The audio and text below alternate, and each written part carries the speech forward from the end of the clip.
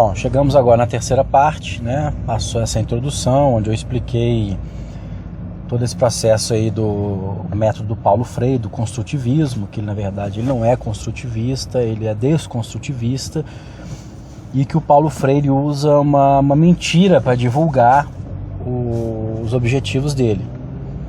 É mentira porque o método que ele usa, ele não faz a criança pensar, ele induz a criança a pensar aquilo. Isso ficou muito claro, né? Então, a partir disso, qual é o problema já que ocorre, né? Isso é resultado da lavagem cerebral. Porque se você disser que esses indivíduos, né, as pessoas, as escolas, né, todo mundo que passou por todo esse processo, foi de alguma maneira manipulado a pensar da maneira que pensa, todos vão negar. Obviamente, porque a lavagem cerebral, se ela foi aplicada, ninguém vai perceber. Então, o que nós estamos fazendo? A partir do momento que você participou desse processo e você caiu na lavagem cerebral, a gente vai tentar desconstruí-la através de argumentos lógicos. Correto? Então, como é que a gente vai fazer para demonstrar ou provar que os indivíduos sofreram essa lavagem cerebral? Bom, vamos partir do princípio do próprio resultado do que o método se desenvolveu na sociedade nossa. Como que se desenvolveu nas últimas décadas o método Paulo Freire? Bom, vamos usar a questão da lógica, vamos ver se a gente consegue montar um raciocínio lógico aqui. Então vamos lá, Paulo Freire criou o método da pedagogia do oprimido para ser usado na educação. Paulo Freire é marxista. Então ninguém nega que Paulo Freire é marxista e não nega que ele criou o método construtivista da pedagogia do oprimido para ser aplicado na educação. E ele foi aplicado na educação. Por que ele foi aplicado na educação? A gente tem vários indícios disso. Porque Paulo Freire é uma unanimidade entre os professores, todos admiram, a maioria dos professores. Então, quando eu digo todos, eu generalizo aqui, é porque a gente precisa juntar a maioria pelo todo, porque senão a gente não consegue fazer análise nenhuma. Então vamos tomar a maior parte pelo todo e vamos colocar de modo geral. Então, de modo geral, os professores gostaram do método Paulo Freire e tentaram aplicar nas escolas. Ainda que não tenha conseguido de maneira efetiva, eles tentaram aplicar. Então, obviamente, ele exerceu uma influência sobre a sociedade. E como é que a gente comprova que ele, de fato, exerceu a influência pela sociedade? É que ele foi eleito agora, em 2014, como patrônomo da educação brasileira. Ele é sempre lembrado, ele é sempre elogiado, sempre admirado. Então, o que ocorre? Ainda que não tem problema nenhum você gostar do Paulo Freire, do método dele ser marxista, ou você ser marxista também, não tem problema não. A questão é perceber que ele teve de fato influência. A premissa é, Paulo Freire é marxista, criou o método da pedagogia do oprimido, que a gente já descobriu como é que funciona, da dicotomia entre bem e mal, opressor e oprimido, já expliquei aqui, para ser usado na educação. Foi usado por quê? Porque os professores reconhecem ele como patrono da educação brasileira. Então, obviamente, ele teve influência. E o método dele tem sido aplicado, a questão de socializar os alunos, né? A quebra da autoridade nas escolas. Não tem dúvida que ele foi aplicado, né? A questão é que os marxistas negam isso. Continuam falando que a escola é guiada pela ideia opressora, pela ideia antiquada, que existe uma mudança, mas ela é muito ínfima, né? Quanto mais mudanças vai tendo, menos eles reconhecem. Por que não reconhecem? Isso é um sintoma da lavagem cerebral, né? Você, né, buscando aquele objetivo final que você tem, você não consegue enxergar a realidade que o cerca. E como a teoria freiriana ela é impraticável, né? E porque todos nós o tempo todo vamos se comportar como supostos opressores, ele acha que nunca está concretizado. E como a escola vai se tornando cada vez mais um caos, as pessoas vão se voltando umas contra as outras, contra os professores, a impressão que dá, né, ela se torna de certa maneira, não, ela se torna um caos. E poxa, se a pedagogia do Paulo Freire é buscando uma harmonia entre as pessoas, o resultado não pode ser esse, não pode ser de caos. Então logo o método não foi aplicado ainda, porque está havendo caos e o método busca justamente a ordem, a liberdade e a liberdade de pensamento. Como é que pode estar o caos? Então a pessoa não enxerga. Agora, o caos foi gerado por isso. Por quê? Tenta-se aplicar um método, além de jogar uns contra os outros, né, oprimidos contra opressores, tenta-se aplicar um método que não é possível. Porque no final das contas todos vão ser opressores. Por quê? O professor na prática ele vai acabar impondo o seu pensamento sobre os alunos. Óbvio. Né? E por que esse pensamento e esse construtivismo foi utilizado de uma maneira de manobra e estratégia da esquerda? Porque os professores todos, se você fizer uma pesquisa, você vai perceber que todos os professores são admiradores do marxismo, são admiradores das bandeiras de esquerda. Por que são admiradores? Por causa dessa questão que eu já coloquei antes, da própria lavagem cerebral. Você colocou um lado como bem e outro mal. O bem a esquerda defende, que é o monopólio das virtudes, né? Que a gente sempre comenta, e o resto é o mal. É quem é contra as boas virtudes, contra a justiça social, contra distribuição de renda. Essa turma toda é o mal, é o opressor, né? Então é claro, né, como eu disse antes, não tem como ninguém defender o lado mal. Então você pega todo esse discurso da esquerda. Mas o que é importante aqui que a gente quer definir dentro do discurso lógico? Para convencer você que está escutando que você sofreu uma lavagem cerebral, você que pensa e acha correto o método da esquerda, o método freiriano, que você sofreu uma lavagem cerebral. Por quê? Ele foi usado para te convencer em cima de mentiras. Então o que você acredita que é o bem não tem nada a ver com o bem, tem a ver com uma estratégia a ser aplicada, onde os ideais que foram colocados são inatingíveis, não vão ser concretizados, e você acredita neles. Então você está acreditando num argumento falso. Bom, eu já toquei em alguns pontos aqui no assunto. Então, esse vídeo, essa aula, ela não tem como não ser muito repetitiva. Ela precisa ser repetitiva. A gente precisa retomar os temas, às vezes sobre um outro aspecto, com outros exemplos, para que se consiga compreender. Porque se você que está assistindo sofreu uma lavagem cerebral, é só dessa maneira, fechando todas as arestas, respondendo todas as dúvidas e refutando ponto a ponto, é que você vai ser capaz de se abrir, né, para a realidade. Então já citei alguns pontos no vídeo aqui, na áudio, que pode ser que já tenham gerado aí algumas dúvidas, alguns questionamentos, né? Então a gente vai estar sempre retomando o tema. Então a gente tem que fechar algumas coisas que foram ditas aqui que foram lógicas.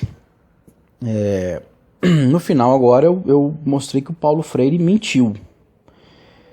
Ele usou a mentira para confirmar esse método. Ah, mas então Paulo Freire é mal intencionado? Ele é um mentiroso? Não necessariamente, eu acredito que não.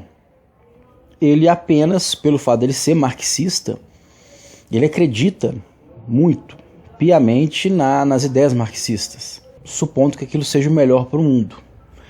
Eu não vou discutir sobre marxismo, se ele está certo ou errado, se eu concordo ou não concordo. Eu não concordo, mas não interessa. Não interessa se eu concorde ou não. A questão é o método, né? Então nós vamos mostrar, em algum momento eu posso falar um pouco do método marxista, né? Qual é o pensamento dele, mas com o objetivo de que é o que os próprios marxistas declaram, mas com o objetivo de mostrar para você o que é de fato o marxismo, ou de fato o que é a pedagogia do oprimido, o método Paulo Freire. Se você quiser continuar acreditando e supondo que seja o mais eficiente, continue, mas como eu disse aqui, algumas coisas praticamente inviáveis de você acreditar nisso, porque justamente que o método é baseado numa mentira inicial. Ele pratica exatamente aquilo que ele critica, então se torna uma incoerência total você continuar supondo que esse método seja um método coerente, né? Então, mas por que o Paulo Freire não necessariamente é um mentiroso? Ele acha que a educação precisa ser mudada e ele culpa a realidade que a gente vive, a situação que a sociedade se encontra de alienação, por causa da educação. Então é através da educação que ele vai mudar. De que maneira? Ele vai fazer com que as crianças pensem como um marxista. A ideia é exatamente essa. Agora, eu acredito que ele pense que pensar como um marxista é estar pensando da maneira correta. Por isso que ele não se sente nem um pouco incomodado de estar manipulando a mente da criança. Mas é fato notório que a criança não está pensando por si mesma. E é óbvio que seria aplicado dessa maneira. Imagina, como é que você vai ensinar uma criança fazendo com que ela pense por si só, sem influenciar sobre ela? Isso não existe.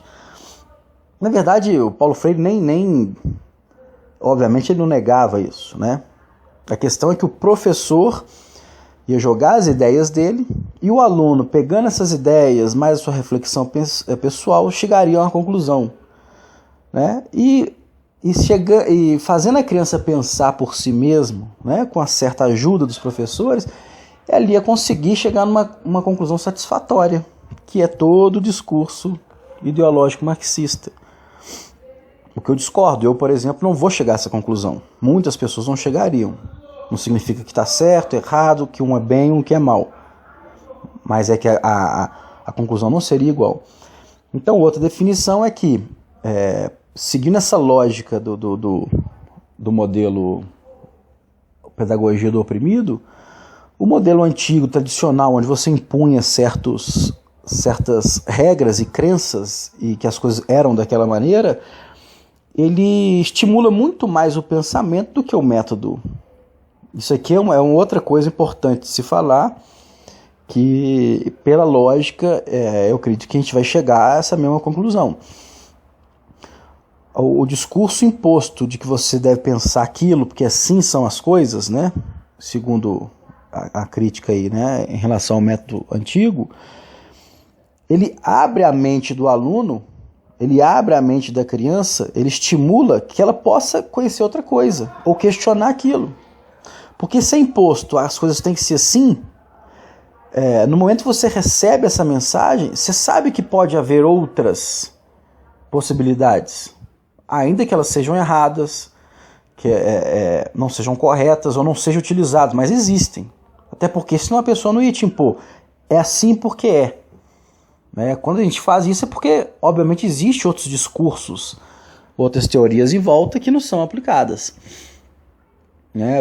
Até porque, vamos ser sinceros, se a geração nossa foi educada nesse método antigo de imposição de valores e de conceitos, foi essa própria geração que aprendeu dessa maneira que questionou.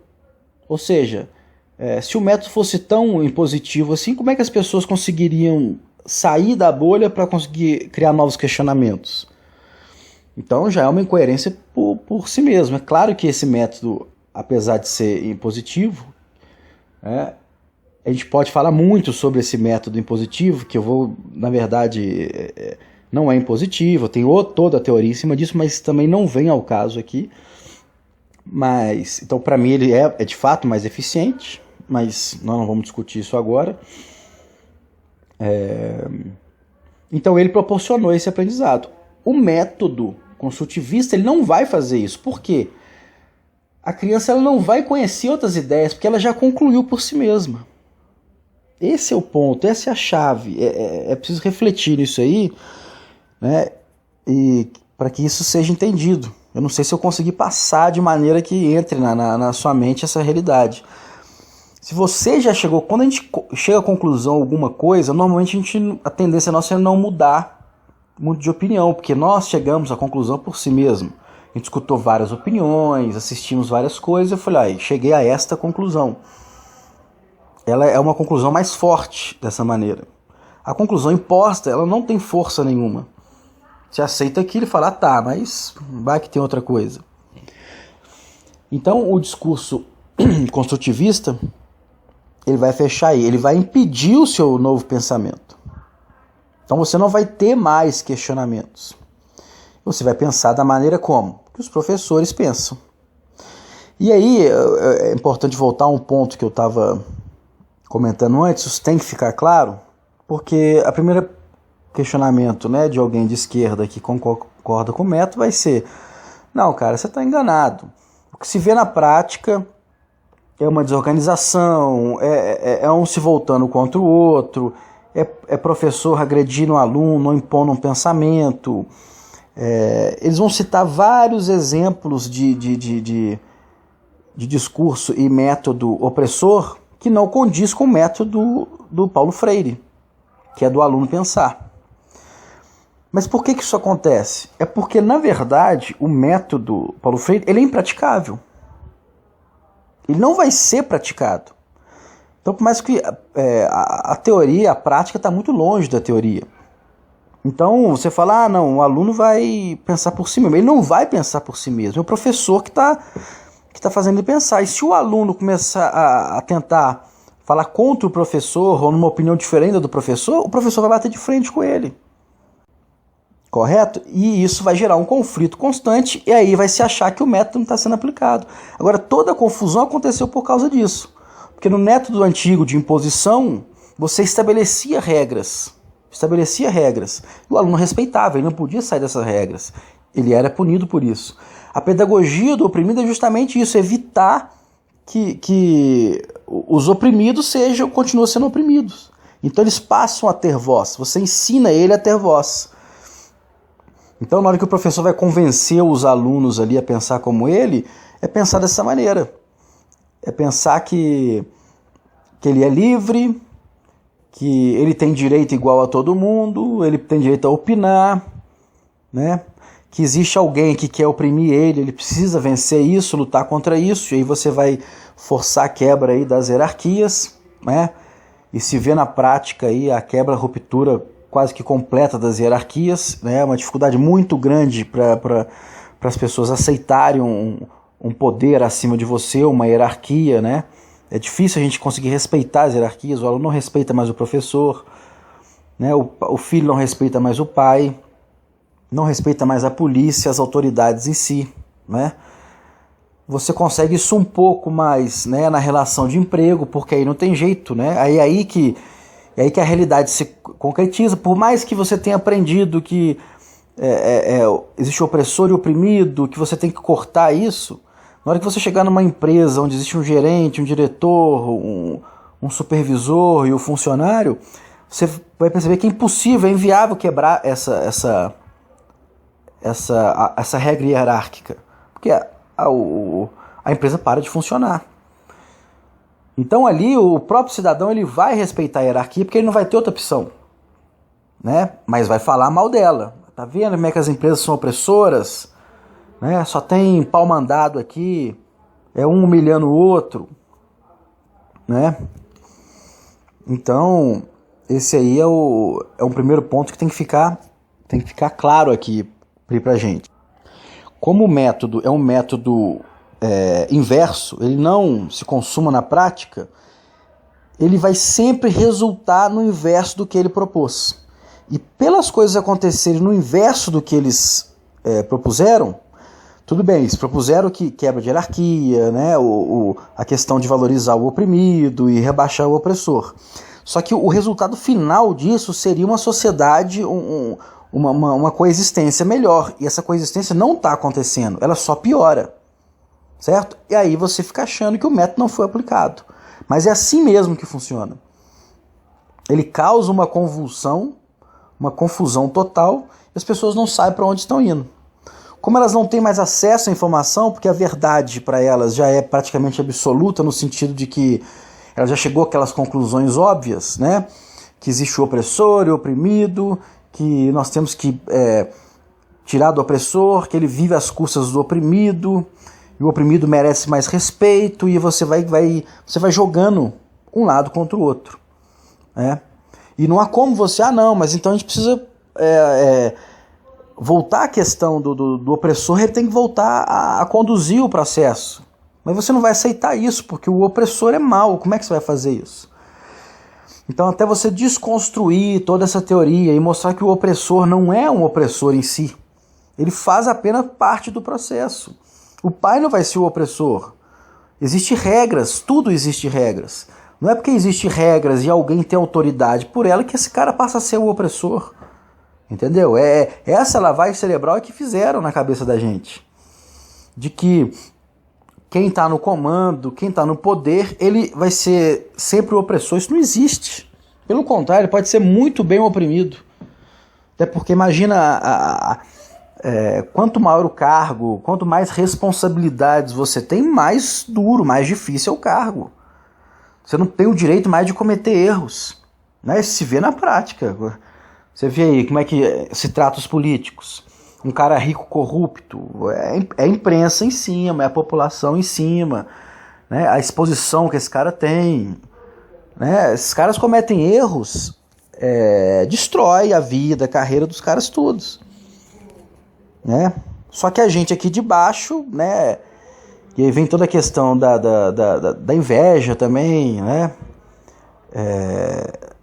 A gente só vê o lado que a gente quer. Ah, não, aquele cara é rico, roubou, e a gente esquece qualquer tipo de conduta correta que esse cidadão possa ter tido. É o poder da fofoca aí, que é um outro tema que nós vamos entrar depois. Bom, chegamos mais ou menos 1 hora de aula aqui, então vamos finalizar aí, concluir no raciocínio lógico, né, toda a questão que a gente levantou até agora, para provar que tudo nós estamos vivendo uma lavagem cerebral, e isso está causando toda a situação que nós estamos vivendo hoje aí de convulsão aí social no país. Isso vem da educação. Foi algo aplicado na educação que resultou na sociedade de hoje aí que nós estamos vivendo, com os valores completamente inversos. Né? A questão da inversão de valores, a questão dessa mudança de paradigma total, né? O que era certo antes, agora é errado, se inverteu completamente, isso é muito claro. Né? E o que se vê na prática, isso é justamente o ataque aos conservadores. Onde é que isso tudo nasce? Nasce exatamente na educação, baseado no método Paulo Freire da pedagogia do oprimido.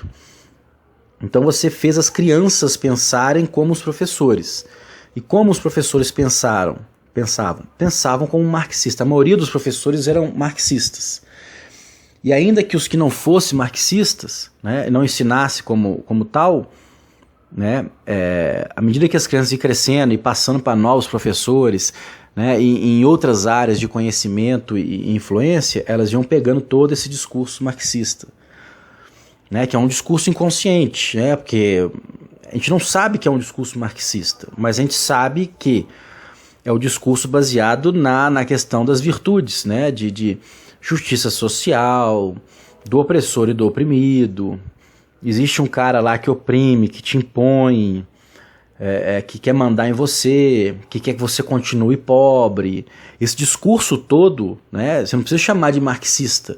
Ele se passa a tornar parte da sua realidade. Você começa a acreditar que as coisas de fato são assim. Né? E você acha que pensou por si mesmo, mas não pensou. Alguém te induziu lá atrás. Isso aí nada mais é que é o discurso marxista.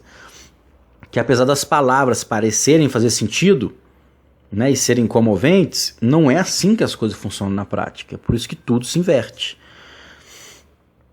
Então, foi cortado o método antigo, estabelecendo um novo, construindo um método novo pedagógico. Isso influenciou toda a sociedade. Então Paulo Freire usou de uma mentira, então isso já pode ser feito para invalidar a pedagogia dele, correto? Ele manipulou os termos, porque não existe esse opressor e oprimido, isso não é a realidade. Existem pessoas se interagindo, então você vai ter níveis hierárquicos maiores, então, obviamente, obrigatoriamente vai ter que ter um respeito e regras a serem cumpridas, né? Não tem como você esperar que um gerente, um funcionário que está executando uma tarefa e a direção de uma empresa passou uma atribuição para o gerente para ele passar para a equipe, né? É óbvio que o gerente tem que ter autoridade em cima dos demais. Ao mesmo tempo que os colegas de trabalho, um não tem como ter autoridade sobre o outro, porque você vai gerar conflito, porque eles estão no mesmo nível hierárquico, né? Então, quem que vai poder questionar alguma coisa na execução do funcionário? É justamente a gerência, porque ele está no cargo acima. Então, a coisa é estruturada para que se funcione de maneira mais eficiente. Não tem nada de opressor e oprimido. Tem cargos diferentes, cada um com as suas atribuições, né? E não é porque o cargo é maior que o sujeito tem mais direitos. Pelo contrário, quanto maior o cargo, maior é a instabilidade, a dificuldade, a pressão. Correto? É todo mundo olhando para ele, então não é para qualquer um. Correto? Então, o que ocorreu com a gente aqui? Nós sofremos essa lavagem cerebral nas escolas, e passamos a acreditar numa realidade que não é a real. A gente acredita em certos discursos e palavras que não condiz com a realidade. E por isso que tudo causa confusão. Porque nós definimos lá atrás quem que é o mocinho e quem que é o bandido. Quem que é o oprimido e quem que é o opressor. E é claro que todos nós vamos defender o oprimido. E aí no momento que você reavaliar o conceito. E outra coisa, na prática nós vamos agir sempre como opressor. Isso vai deixando a gente cada vez mais culpado. É por isso que sempre tem esse discurso que nós somos assim, nós temos que mudar, porque a gente está o tempo todo achando que a gente é o opressor, a gente está agindo como opressor, mas na verdade não é isso, não é isso. Não temos outra maneira de agir, é assim que as coisas são, né? Isso não impede da obrigação de você tratar bem as pessoas, respeitar, mas o fato que essa questão hierárquica não tem nada a ver com opressor e oprimido, é isso que colocaram na nossa cabeça e não é. Agora, esse exemplo que eu usei aí da empresa, ele gera uma situação bem curiosa, né? O que acontece? Como na empresa, né, nas empresas, essa ideia do opressor e oprimido, você não consegue brigar com ela, porque essa é a regra do jogo. E como eu disse, né, as pessoas acabam se sentindo tristes, né, por de certa forma agir como opressor e não conseguir fazer nada para mudar isso. O que as empresas, né, caindo nessa enganação, elas criam um método de mascarar a questão do opressor, já que ela não vai conseguir não ser o opressor nesse caso. Então ela começa a mudar os nomes, né? Então o objetivo da empresa não é mais ter o lucro, é preocupar em gerar emprego, qualidade de vida, responsabilidade socioambiental, né? Então agora o chefe não chama mais chefe, agora ele chama líder. E o que ocorre? De certa forma também entra na questão da lavagem cerebral, né? Você começa a mascarar a realidade para conseguir continuar aplicando o método que sempre foi aplicado. Então o líder não é mais uma pessoa, né, um chefe impositivo, né? Ele entende a equipe, ele entende as qualidades de cada um, né? Mas no final das contas o objetivo é sempre o mesmo, fazer com que as pessoas cumpram o resultado, né? Cumpra as metas, você não pode mais falar meta, você também fala cumprir um resultado esperado, né? Mas, ou seja, mascarando uma realidade. Então o funcionário não é mais funcionário, ele é um colaborador, né? Então o banco, a empresa, ela não quer arrancar o dinheiro do consumidor, ela não quer vender o produto dela a todo custo. Ela pensa na qualidade de vida do consumidor, né? Ou seja, as relações naturais, elas precisam mudar de nome. Então o que você cria? Você cria esse clima de falsidade, né? E aí, como a empresa ela vai agir como ela deve agir, que é buscando lucro, Na hora que a máscara cai, a falsidade cai, volta sempre às mesmas questões. As pessoas reclamando da empresa, os funcionários reclamando da empresa, os consumidores também, a sociedade no geral, que ela quer saber só do lucro, só quer saber do lucro, mas porque de fato o lucro sempre foi o objetivo da empresa, não foi diferente disso. Então essa falsidade, ela vai, o que vai acontecendo? Ela vai gerando caos ainda maior, porque é tudo um jogo de enganação. Na hora que a pessoa se vê que a realidade é como as coisas são e como elas devem ser, a pessoa se sente incomodada, achando que ela mesma está cometendo esses erros e prejudicando, né, a sociedade. Quer dizer, tudo isso, né, é um modelo implantado lá atrás. Então você vê, agora de resto, né, no dia a dia, essas falsidades elas se mantêm muito mais tempo, porque você não precisa concretizar aquilo. Então basta você pode falar que tem responsabilidade social, que você recicla o lixo, que você é contra a desigualdade, que você é a favor da oportunidade de condições, que as mulheres, que os negros, eles merecem aí um privilégio porque foram prejudicados na história, né? Você vai vivendo do discurso. Só que na hora de colocar em prática, como durante o discurso e são falas aleatórias aí, você não precisa colocar aquilo em prática. Então você fala que é contra a justiça, a desigualdade social, mas você não tem um porquê, você não vai precisar provar ou praticar a busca da igualdade, basta você falar. Agora, no momento que você for praticar, que é onde você vai estar trabalhando, onde você vai precisar, né, se você ganhar muito dinheiro, você vai precisar doar parte dos seus bens para fazer uma justiça social, você vai abrir mão das suas coisas, né, que aí é a realidade prática, você não vai conseguir cumprir isso. Então, a gente vai vivendo essa falsidade constante, né, onde tudo é um discurso, tudo é uma teoria, tudo é uma bandeira, né, e todas essas virtudes, né, que se criou, ela preenche a gente por dentro, ela mostra a nossa imagem para a sociedade, ela fica bonita. Agora, as pessoas que na prática vão ter que efetivar isso, concretizar isso na prática, é que vão sofrer as consequências, porque elas não vão conseguir concretizar isso, ainda que elas queiram. Elas vão fazer sempre como as coisas são. Né? Então tudo isso é um exemplo da lavagem cerebral se perpetuando, né, na nossa realidade. Mas isso, óbvio, vai causar problemas, porque é tudo uma enganação. Você, ao invés de você focar no que é mais eficiente, na como as coisas devem ser, você foca em coisas que não são possíveis. Né? Esse é um outro exemplo do problema que a lavagem cerebral vai provocar na gente. Mas então, eu cito esses exemplos, mas sempre lembrando que ainda assim eu não estou fazendo juízo de valor. Então, ainda que eu ache isso errado, você pode muito bem achar que de fato o discurso é importante, que você falar contra as desigualdades, né, e divulgar tudo isso vai ser importante para a sociedade, porque aí isso vai estimular as pessoas a praticarem isso. Né? Você pode continuar acreditando nisso, eu não acredito. Mas eu não estou dizendo que está certo ou errado, estou dizendo como as coisas acontecem. Na hora que você tentar concretizar e praticar dentro das empresas, como foi o exemplo que eu citei aqui, você não vai conseguir. Você vai ter que retroceder até como as coisas sempre funcionaram. Né? E isso é geral. Então, por exemplo, você vê muitos conflitos em família, né? Família, de casais. É por causa disso aí. Né? Você não pode dizer que está interessado na mulher, né? Você quer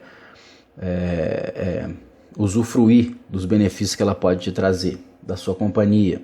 Né? Você cria todo um ambiente de falsidade. Né? Você se mostra um cavalheiro, você paga tudo para ela, você respeita todas as coisas que ela diz. Você cria um clima de falsidade para seduzir e conquistar aquela pessoa.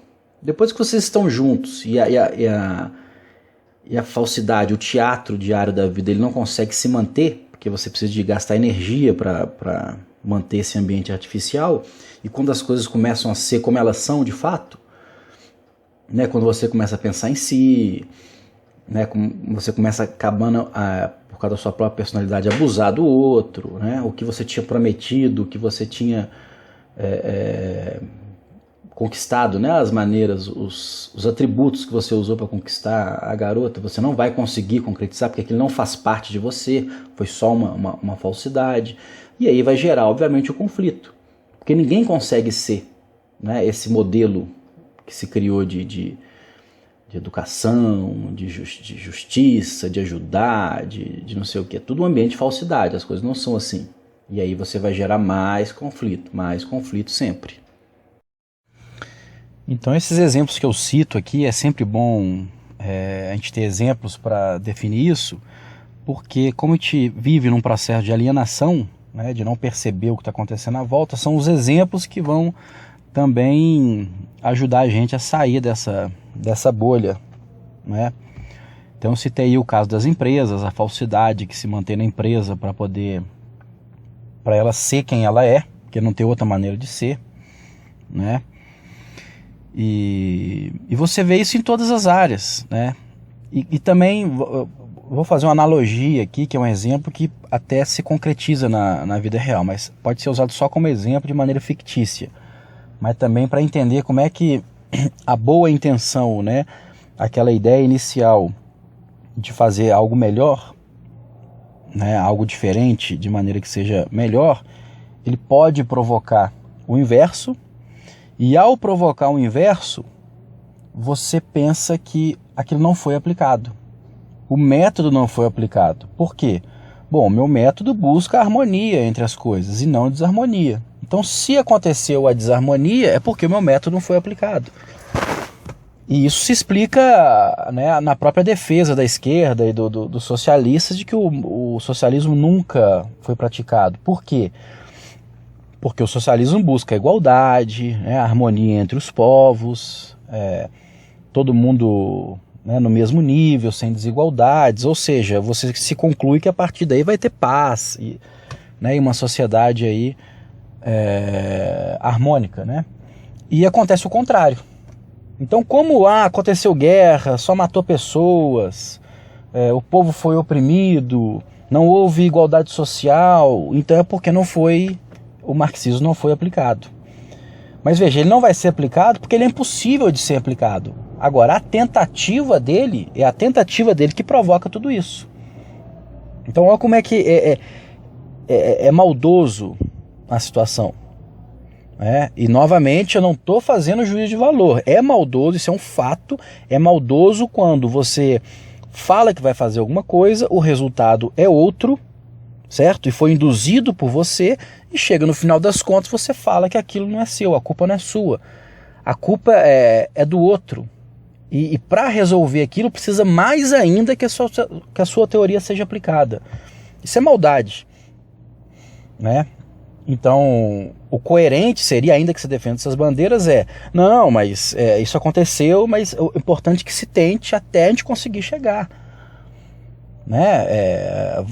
É claro que vai acontecer o caos, a destruição, mas no futuro nós vamos conseguir a sociedade perfeita. Então, se defenda falando a verdade. Então, vamos na prática, no nosso dia a dia. Um outro exemplo, que não necessariamente é um exemplo real, é um exemplo fictício. Você pode pegar isso como real, mas a ideia aqui é só a mesma questão da analogia. Como é que uma ideia boa, uma ideia boa pode se tornar inversa. Então tá lá o casal de recém-casados, né, ou já tem um tempo casado, onde cada um tem as suas particularidades ali, alguns erros que vai incomodando um pouco o outro, mas você vai tolerando, né, e vai vivendo ainda assim, né, tampa da privada em pé, cueca de pendurada, toalha em cima da cama, né, essas coisas básicas aí que é nos relacionamentos. E aquilo, né, apesar de causar raiva vez ou outra, a família vai vivendo em harmonia, porque tem outras virtudes, outras qualidades que superam esses pequenos defeitos, né?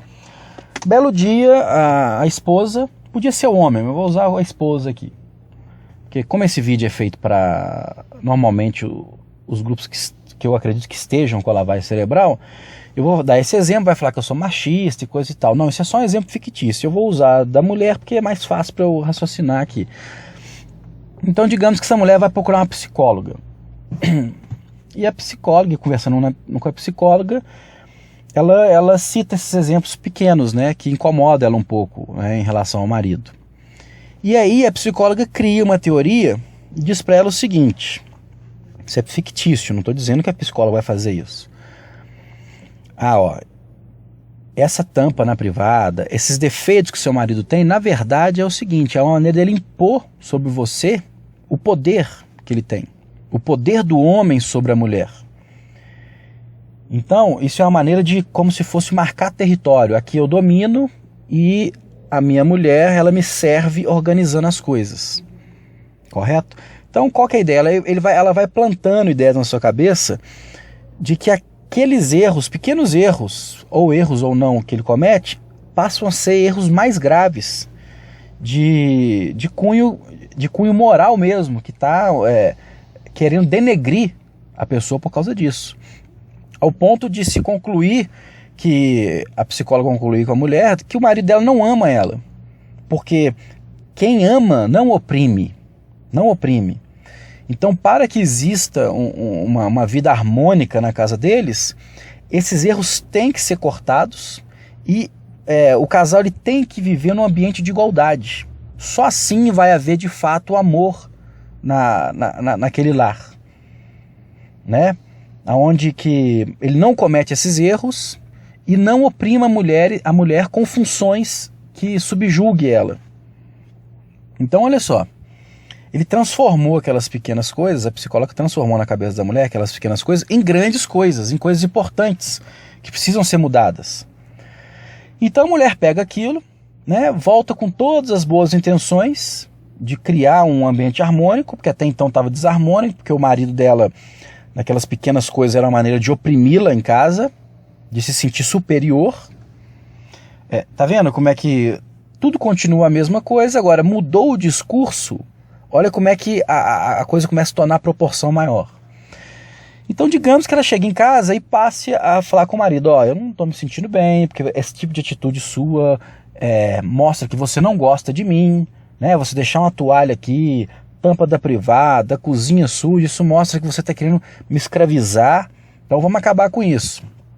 Obviamente o homem vai questionar e vai brigar com ela, mas vamos supor que esse homem aceite aquilo e queira mudar. O que acontece? Agora o homem ele vai ter que sair da rotina dele. Então as coisas que naturalmente ele fazia, como vício, ele passa a se controlar. Correto?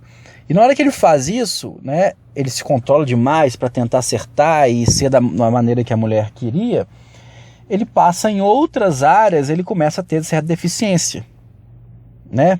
E aí esse tipo de coisa vai gerar um estresse entre o casal, porque vai ter uma discussão. Aí na hora de dormir, o clima não vai estar bom, né? Eles não vão ficar juntos à noite, né? O marido não vai se aproximar da mulher, a mulher vai começar a achar ainda mais que ele gosta menos dela. E você vai criando um conflito familiar, certo? Que vai criando novas coisas de deficiência. Novos conflitos vão gerando a partir daí. E um vai começar a não confiar no outro. Então, isso é um exemplo fictício, né? Mas qual que é o objetivo aqui? Com a ideia de mudar a estrutura do lar para que ele se torne mais harmônico, você começa a causar mais desarmonia. E à medida que isso vai evoluindo, vai chegando no final, onde a coisa se torna sustentável, a culpa vai ser de quem? A culpa vai ser da falta de harmonia. Porque o marido é isso, a mulher é aquilo, um não se respeita, tem que se respeitar. Ou seja, ninguém seguiu... Por que tudo isso aconteceu? Porque ninguém seguiu o exemplo da psicóloga. Se seguisse o exemplo, né, o marido não oprimisse mais a mulher não respeitasse o marido, não fizesse alguma coisa que ele achasse ruim, né, tudo isso ia causar um ambiente harmônico. Então qual que seria a solução? É aplicar ainda mais o método que a psicóloga ensinou. Entendeu? Então, consegue perceber como é que boas ideias, boas intenções, supostamente boas intenções, elas vão gerar o inverso, porque elas se tornam impraticável. E como se torna impraticável e gera um caos total, você não pode mais culpar a origem, né? Por quê? Não, claro que não. A minha intenção toda, o que eu mandei você fazer? Viver em harmonia, sem oprimir a sua mulher. Era justamente para criar um clima de amor. Agora, criou confusão. Então, a culpa não foi minha, é o contrário, porque você não aplicou meu método. Tá vendo como é que é essa malandragem? Isso é em todas as análises, né? Isso aí é muito semelhante ao que eu passei, o exemplo que eu disse do marxismo. É essa mentira. Então, ainda que você queira implementar isso, digamos que agora esse exemplo seja real, ainda que você queira aplicar esses valores aí, não, que eu não posso fazer isso porque vai ser uma pressão em cima de mim, um homem, meu marido vai estar me oprimindo, ainda que você defenda isso, saiba que isso não vai gerar a harmonia, vai gerar o caos. É isso que você quer? Então continua defendendo. Se, não, mas o caos é importante porque é através do caos é que vai se transformar em algo melhor. Tudo bem, tente aí. Eu discordo que isso não vai acontecer, vai gerar ainda mais conflito. Correto? Mas a ideia é sempre essa. Você defende o modelo, então ature as suas consequências. Não invente história ou não crie resultados que não vão existir. Né? Então essa falsidade é que faz a gente não perceber a lavagem cerebral e, na maioria das vezes, e quase sempre, a gente buscar uma solução que é o inverso do que era necessário. E isso é em tudo. É em tudo. Eu dei exemplo em casa, a gente pode dar exemplo no sistema mesmo econômico. O capitalismo é cruel. E aí o capitalismo e o mercado ele vai se adaptando às situações e a sociedade se desenvolve com seus erros e acertos. Né? Aí diz que o capitalismo é insustentável. Né? E aí o que acontece? Você começa a criar vários mecanismos de interferências no próprio sistema, que é no caso do Estado. Não estou dizendo que o Estado não deve interferir de alguma maneira, correto? Mas o Estado passa a interferir e burlar as próprias regras do capitalismo. Manipular o mercado. Você manipular o mercado quer dizer que você está indo contra as regras do próprio sistema, a natureza do sistema. Isso vai gerar um problema lá na frente. Aí quando o problema se consuma, né, com crises, né, como a gente viu aí nos Estados Unidos, subprime e todas as crises aí na Europa, de quem que é a culpa? A culpa é do sistema capitalista. Porque ele só pensa no lucro, ele só pensa, é ganancioso, né? Sendo que o que ocorreu ali? Ocorreu que a interferência estatal, ainda que ela seja necessária a algum ponto, não vem ao caso aqui, ela provocou aquela situação. Por quê? Pelo desequilíbrio do mercado. E aí você culpa o outro. Não, a culpa não é do governo, o governo quis ajudar, o governo quis fazer o quê? Justamente o que o capitalismo não consegue fazer, distribuir renda, dar qualidade de vida para as pessoas. Aí no final dá o caos. A culpa é de quem? A culpa é do mercado. Por que a culpa é do mercado? Porque não pode ser culpa do governo e nem das bandeiras de esquerda. Porque o que a bandeira de esquerda queria? Justiça social, distribuição de renda, qualidade de vida. E qual foi o resultado final? Caos, desemprego, conflitos sociais. Né? Então é claro que a culpa não é da esquerda nem do governo, porque a intenção era outra. Esse é um outro exemplo óbvio de o que está acontecendo. Você chega na Europa, qual que é a justificativa? Isso é porque o capitalismo tem que mudar. Não, pelo contrário, é porque o capitalismo não foi aplicado da maneira correta. Ele não foi aplicado livremente, é por isso que causou o problema. Então quer dizer que nós temos que deixar o mercado livre, solto? Bom, existem teorias nesse sentido. Eu não estou dizendo que ela funciona. Eu penso até que o Estado deve interferir um pouco. Mas é saber a consequência disso. A gente vai interferir porque é um mal necessário, mas vamos ficar atento que a consequência vai ser essa. Lá na frente vai ter crise. Então como é que nós vamos entender e antecipar isso aí? Vamos fazer com que a sociedade produza e não precise apenas de benefício do governo. Vamos fazer com que elas passem a contribuir mais para o Estado e não o inverso. Né? Você sabendo o resultado final, ainda que você interfira, né, com esse tipo de medida, que às vezes pode ser necessário, você sabe que o resultado vai ser aquele. Entendeu? E aí você vai conseguir armar uma defesa ou uma solução para aquele problema final. Mas por que isso não acontece? Sempre acaba no caos. Porque as pessoas não sabem que estão entrando no caos. E a solução que elas veem, percebem como para acabar com o problema, são as que causou todo o problema. Então é essa inversão geral que causa tudo isso. E ninguém sabe onde é que está. Por quê? Vem de um processo de lavagem cerebral. E é um processo de lavagem cerebral natural. Porque não é que o professor chega lá e quer ensinar para o aluno uma lavagem cerebral para destruir o mundo. Porque ele é anticristo, é satanista, ele quer que o mundo se exploda. Não, é porque ele pensa de fato que aquilo é o melhor para a sociedade. E é óbvio que ele vai pensar isso, porque é muito claro que as palavras justiça social, condições, oportunidades melhores para cada um, igualdade entre religiões, entre povos, respeito mútuo, essas palavras são muito bonitas para ser criticadas ou negadas. Então é sempre uma boa intenção. O problema é que a prática ela não funciona assim. E muitas vezes o que é igualdade, né? Que na verdade a busca da igualdade seria uma busca de equilíbrio, o equilíbrio nunca é uma igualdade. Né? As pessoas confundem muito isso também, igualdade com equilíbrio, não tem nada a ver uma coisa com a outra. Né? Equilíbrio, às vezes você precisa de uma pequena dose de uma coisa e uma grande de outra. Você não faz um arroz com 1 quilo de sal e 1 quilo de arroz. Não, 1 quilo de arroz para não sei quantos litros de água, para 2 colheres de sopa de sal. É isso que promove o equilíbrio. O difícil, obviamente, é a gente descobrir qual vai ser o ponto de equilíbrio na sociedade. Mas é importante que se entenda que tem que descobrir isso aí. Não simplesmente falar em igualdade, em justiça, sendo que elas são impraticáveis.